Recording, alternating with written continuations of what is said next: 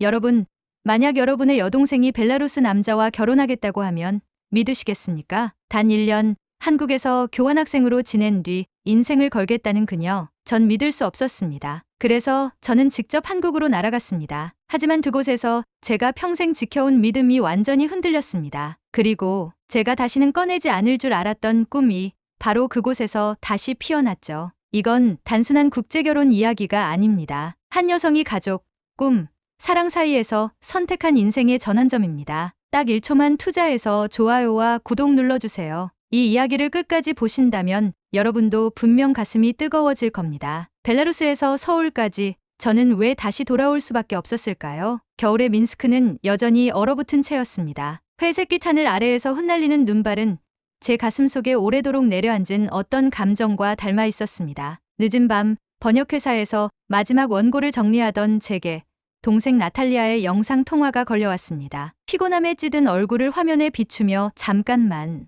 아주 중요한 얘기야 라고 말하던 동생의 눈빛이 아직도 생생합니다. 언니, 나 결혼해. 그 말이 제 가슴을 쿵 내려앉게 했습니다. 상대는 한국 남자이고 이름은 박재현. 동생이 한국에서 교환학생으로 1년을 보낸 건 알고 있었지만 결혼이라니요. 아무리 나이가 찼다 해도 한국이라는 나라에서 단 1년을 지낸 후 이런 중대한 결정을 내렸다는 사실은 믿기 어려웠습니다. 한국이라는 나라에 대해 저는 그리 아는 바가 없었습니다. 뉴스에서나 보던 K드라마, 그리고 몇몇 러시아 여성들이 한류에 빠져 꿈꾸듯 이야기하는 한국 남자들 이야기 정도. 하지만 저는 현실을 살고 있었기에 그런 환상에 기대어 평생을 결정하는 것이 얼마나 위험한 일인지 너무도 잘 알고 있었습니다. 부모님이 돌아가신 지 벌써 6년이 지났습니다. 그날 이후 저는 제 삶을 멈추고 동생을 위한 삶을 살아왔습니다. 언어학 박사 과정을 중단하고 안정적인 수입을 위해 번역 일을 시작했습니다. 세상의 모든 언어에 매료되어 학문적 길을 꿈꾸던 저는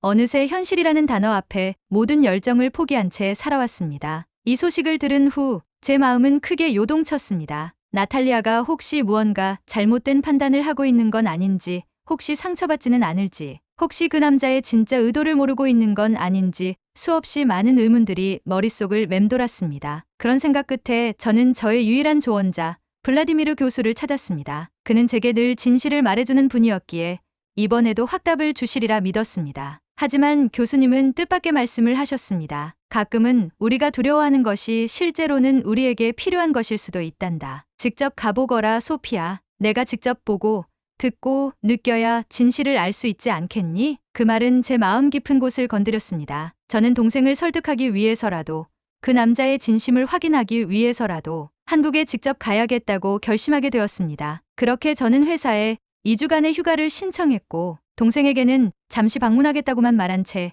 조용히 준비를 시작했습니다. 이 여정은 단지 한 여동생의 인생을 지키기 위한 싸움이라고 생각했습니다. 하지만 그때는 몰랐습니다. 이 결정이 제 인생 전체를 바꾸게 될 줄은요. 늦은 밤 민스크의 도심은 고요했습니다. 조용한 골목 끝, 오래된 벽돌 건물 4층, 제 아파트 창문엔 따스한 전등 불빛이 깜빡이고 있었습니다. 번역 파일을 정리하며 커피 한 잔으로 겨우 눈을 붙잡고 있었던 그때 나탈리아의 얼굴이 화면에 나타났습니다. 흥분된 목소리와 반짝이는 눈동자. 제겐 그 모습이 몹시도 낯설게 느껴졌습니다. 벨라루스에서 자란 저희 자매는 항상 함께였습니다. 특히 부모님을 잃고 난 후 저는 제 삶의 목적이 제 동생을 지키는 것이라 믿으며 살아왔습니다. 이곳에서 여성은 종종 희생을 당연시하며 살아갑니다. 저 또한 그 틀에서 벗어나지 못했습니다. 그래서인지 나탈리아의 한국에서 새로운 인생을 시작하고 싶다는 말은 어쩌면 저에겐 질투처럼 느껴졌는지도 모르겠습니다. 그날 밤 창밖을 바라보며 저는 스스로에게 물었습니다. 과연 내가 동생을 걱정하는 것이 정말 그녀를 위한 일일까? 아니면 내 불안과 외로움을 감추기 위한 변명은 아닐까? 그래서 더더욱 한국에 가야겠다고 생각했습니다. 직접 보고 재현이라는 사람을 만나보고 그가 어떤 마음으로 나탈리아를 대하는지 확인해야만 했습니다. 동생의 인생을 지키기 위해서라면 잠시 제 일상을 멈출 이유가 충분했습니다. 아니, 어쩌면 그것은 제가 스스로를 되돌아볼 수 있는 마지막 기회일지도 모른다는 생각도 들었습니다. 인천공항에 첫 발을 디딘 순간 저도 모르게 숨이 멎는 듯한 느낌을 받았습니다. 활기차고 세련된 분위기, 전광판에 또박또박 떠오르는 다양한 언어들, 질서정연하게 움직이는 사람들 사이에서 저는 마치 다른 행성에 착륙한 듯한 기분이었습니다. 벨라루스에서의 일상과는 너무도 달랐습니다. 과연 나탈리아가 이런 환경에 매료됐던 걸까 하는 생각이 스치며 조금씩 경계심이 무너지는 느낌도 들었습니다. 도착장에서는 나탈리아와 재현 씨가 기다리고 있었습니다. 동생은 해맑게 웃으며 저를 안았고 재현 씨는 조심스럽게 인사를 건넸습니다. 그는 정중하고 예의 바른 말투로 저를 반기며 짐을 챙겼고 공항에서 나와 그의 가족이 살고 있는 서울 외곽의 단독주택으로 향했습니다. 서울은 야경마저도 에너지가 느껴지는 도시였습니다. 차창 너머로 보이는 고층 빌딩과 정돈된 거리, 늦은 시간에도 밝게 불을 밝히고 운영 중인 가게들, 그리고 홀로 걷는 여성들이 불안해하지 않는 모습은 저에게 작지 않은 충격이었습니다. 민스크에서 저녁 9시 이후 혼자 외출하는 것은 상상조차 하기 어려운 일이었기에 이곳의 안전함은 제게 낯설면서도 부러운 감정을 자아냈습니다. 재현 씨의 어머니 이미경 여사는 처음부터 저를 따뜻하게 맞이해 주셨습니다. 하지만 저는 본능적으로 그녀의 행동 하나하나를 분석하려 들었습니다. 진심일까? 거칠애일까? 그런 의심은 쉽게 지워지지 않았습니다. 대화를 하면서도 저는 경계를 풀지 않았고 나탈리아와 그녀 사이의 거리감을 재보듯 눈치를 보았습니다. 그런데 이상하게도 나탈리아는 그녀와 웃으며 요리를 하고 장을 보고 함께 앉아 드라마를 시청했습니다. 분명 어딘가 부자연스러울 줄 알았던 이 관계가 너무나 자연스러워 보여 혼란스러웠습니다. 이틀 후 혼자 산책을 하던 중 근처 대학 캠퍼스를 지나게 되었습니다. 어릴 적 꿈을 떠올리며 무작정 도서관으로 향했고 그곳에서 우연히 다문화 언어 구조와 사회적 적용이라는 세미나 포스터를 보게 되었습니다. 언어에 관한 이야기라면 빠질 수 없다는 생각에 강의실 문을 열고 들어갔습니다. 그리고 그곳에서 만난 사람이 바로 김지훈 교수였습니다. 그는 유창한 영어와 러시아어로 발표를 이어갔고 언어의 기원과 구조를 사회적 맥락 속에서 풀어내는 방식에 감탄하지 않을 수 없었습니다. 세미나가 끝난 뒤 저는 조심스럽게 다가가 질문을 던졌고 그는 제 질문에 놀란 듯 반응하며 혹시 언어학을 전공하신 적 있으세요? 라고 물었습니다. 그의 관심은 순수했고 그 순간 저는 다시 누군가가 제 학문을 봐주는 경험을 하게 되었습니다. 저라는 존재가 단순한 누이도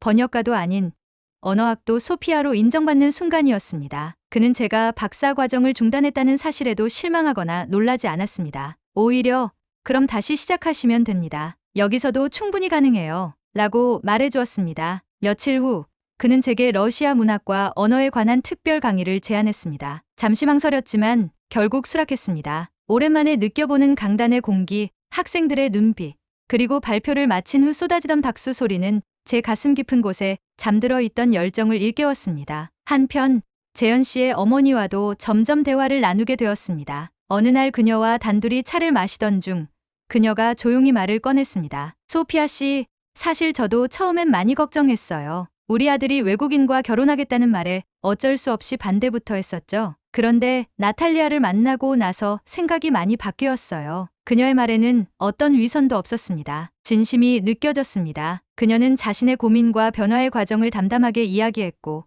저는 그 순간 한 가지 중요한 사실을 깨달았습니다. 이 가족은 단순히 이방인을 받아들이는 것이 아니라 진심으로 하나가 되기 위해 노력하고 있다는 것. 그리고 제 마음도 조금씩 흔들리기 시작했습니다. 이곳은 생각보다 따뜻하고 진심을 알아봐주는 사람들이 있는 곳이었습니다. 단순히 동생의 결혼을 막기 위해 왔던 이곳에서 저는 새로운 가능성과 감정들을 마주하게 되었습니다. 그날 밤 숙소에 돌아와 조용히 불을 끄고 누웠지만 쉽게 잠이 오지 않았습니다. 제 머릿속에는 온종일 스쳐간 감정들과 장면들이 끊임없이 떠올랐습니다. 낯선 도시, 낯선 사람들, 그런데도 묘하게 편안하게 느껴지는 이 감정은 도대체 무엇일까요? 언젠가 제가 꿈꾸던 삶의 모습이 이곳에서 다시 시작될 수 있다는 생각에 마음 한켠이 따뜻해졌습니다. 하지만 동시에 그 가능성은 나탈리아와 멀어질 수도 있다는 불안함을 불러일으켰습니다. 저의 선택이 누구에게도 상처가 되지 않길 간절히 바랐습니다. 서울에서의 시간이 점점 익숙해지기 시작했습니다. 처음엔 조심스레 발을 디뎠던 거리들이 이제는 제게 익숙한 풍경이 되었고 출근길 지하철 안의 사람들 속에서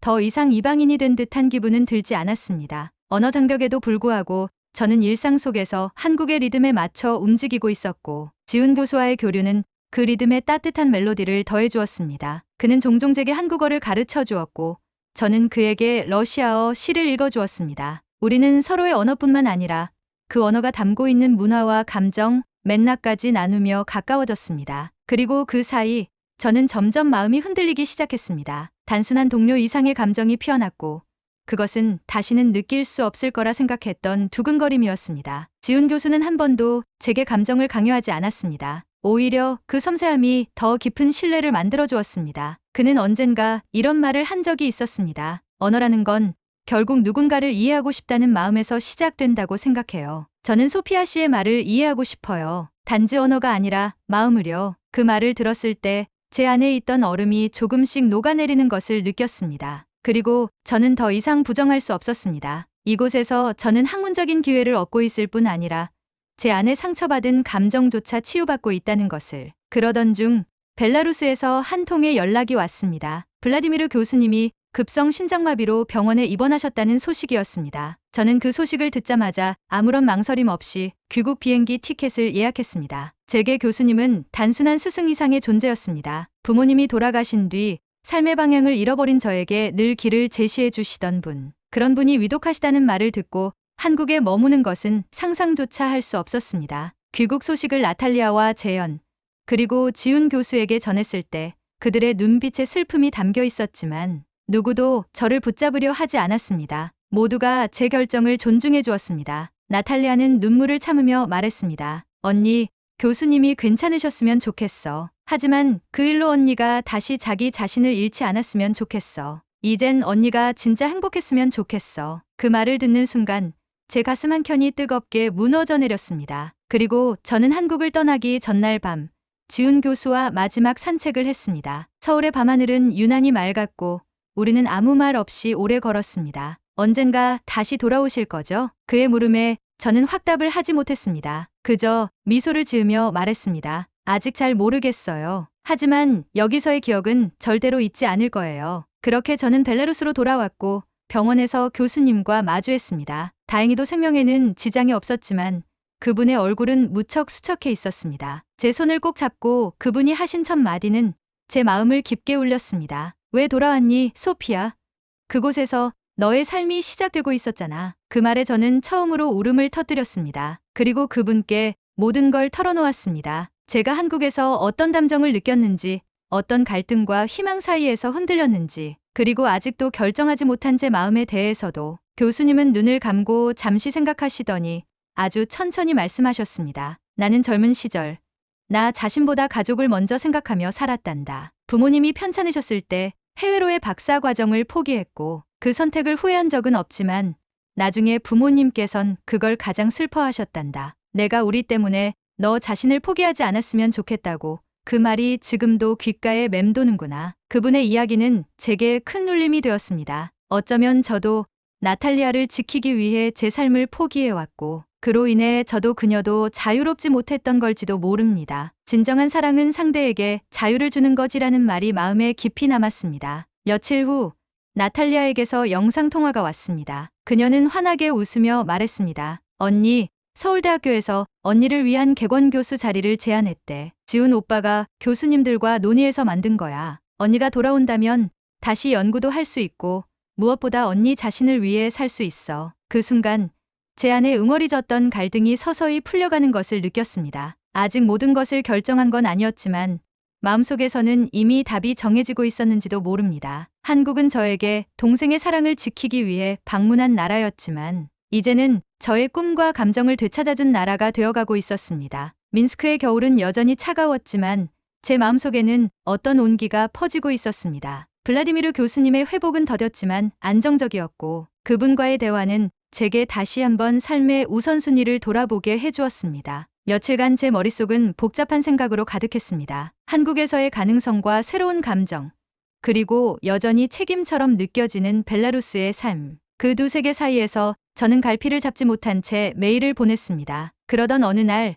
병실 창가에 앉아 교수님과 함께 차를 마시던 중이었습니다. 교수님이 갑자기 말씀하셨습니다. 소피아, 너 자신을 위해 살아봐라. 내가 진정으로 원하는 것이 무엇인지 한 번쯤은 그것을 선택해도 된단다. 그 말은 마치 오랜 시간 동안 기다려온 허락 같았습니다. 저는 조용히 고개를 끄덕였고 마음속 깊이 결심했습니다. 저도 제 삶을 살아보고 싶다고. 누군가의 보호자도 희생자도 아닌 제 자신으로서의 삶을요. 귀국 후 정확히 열흘 뒤 저는 다시 비행기에 몸을 실었습니다. 이번에는 도망치듯 떠났던 여행이 아니라 마음 깊은 선택과 의지를 담은 귀환이었습니다. 인천공항에 내리는 순간 공기 속에 섞인 익숙한 냄새에 저도 모르게 미소가 지어졌습니다. 공항을 나서자마자 지훈 교수가 저를 기다리고 있었고 우리는 서로 말없이 껴안았습니다. 그의 품 안에서 저는 이 모든 시간이 결국 여기로 이끌었다는 걸 느꼈습니다. 서울대학교에서의 생활은 상상 이상으로 바빴고 충만했습니다. 객원 교수로서의 강의는 큰 보람을 안겨주었고 학생들의 호응과 관심은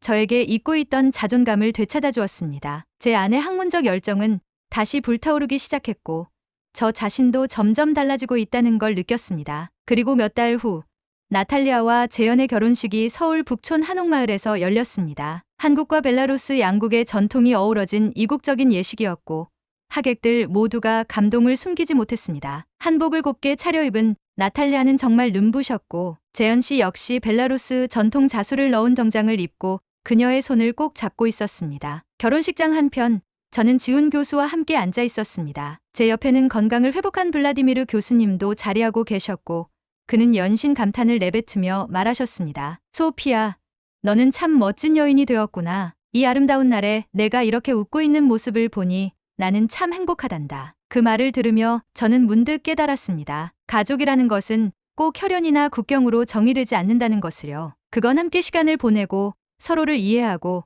지지해주는 관계 안에서 자연스럽게 만들어지는 거였습니다. 저와 나탈리아, 그리고 이제는 지훈과 그의 가족, 심지어 블라디미르 교수님까지 우리는 모두 서로의 삶의 하나의 별이 되어 있었던 것입니다. 결혼식 후 지훈 교수는 조용히 제 손을 잡고 말했습니다. 잠깐 같이 가고 싶은 곳이 있어요. 우리는 함께 남산타워로 향했습니다. 서울의 야경이 한눈에 내려다 보이는 곳에서 그는 작은 자물쇠 하나를 꺼냈습니다. 여기엔 특별한 의미가 있어요. 우리 둘만의 언어로 이 자물쇠를 채워볼까요? 저는 미소 지으며 자물쇠에 러시아어와 한국어로 우리의 이름을 새겼습니다. 그리고 그것을 철제난간에 조용히 걸었습니다. 자물쇠가 딸깍 감기는 순간 제 마음속에 어떤 문도 함께 닫히는 듯했습니다. 과거의 슬픔과 후회, 미련과 책임이라는 이름의 무거운 짐이 그날 밤 남산에서 내려오는 길에 저는 지훈 교수에게 말했습니다. 이제 정말로 저 자신을 위해서 살아보려고 해요. 그리고 이 길 끝에 당신이 있었으면 좋겠어요. 그는 조용히 제 손을 감싸주며 고개를 끄덕였습니다. 지금 저는 서울에서 살아가고 있습니다. 매일 아침 캠퍼스를 걷는 발걸음 속에서 희망을 느끼고 강의실에서 제 언어를 배우려는 학생들을 바라보며 보람을 느낍니다. 저녁이 되면 지훈 교수와 함께 소소한 식사를 하며 하루를 나누고 주말이면 나탈리아 부부와 함께 근교로 나들이를 떠나기도 합니다. 이제는 알게 되었습니다. 행복은 어떤 정해진 형태나 장소에 있지 않다는 것을요. 그것은 내가 어떤 선택을 하느냐, 그리고 그 선택을 얼마나 진심으로 살아가느냐에 달려 있다는 것을. 그리고 무엇보다 제가 깨달은 가장 큰 진실은 이것이었습니다. 우리는 항상 서로의 별이 될 수 있습니다. 어디에 있든 어떤 언어를 쓰든 진심은 언제나 통하는 법이니까요. 여러분은 만약 소피아의 입장이었다면 어떤 선택을 하셨을까요? 가족의 책임, 자아 실현, 그리고 사랑 사이 여러분이라면 어떤 길을 선택했을지 댓글로 알려주세요. 이야기가 마음에 드셨다면 좋아요 한번. 앞으로 더 많은 감동적인 이야기들을 함께하고 싶다면 구독 부탁드립니다. 알림 설정까지 해두시면 다음 이야기도 놓치지 않을 수 있어요. 감사합니다. 여러분의 K 감동탐험입니다.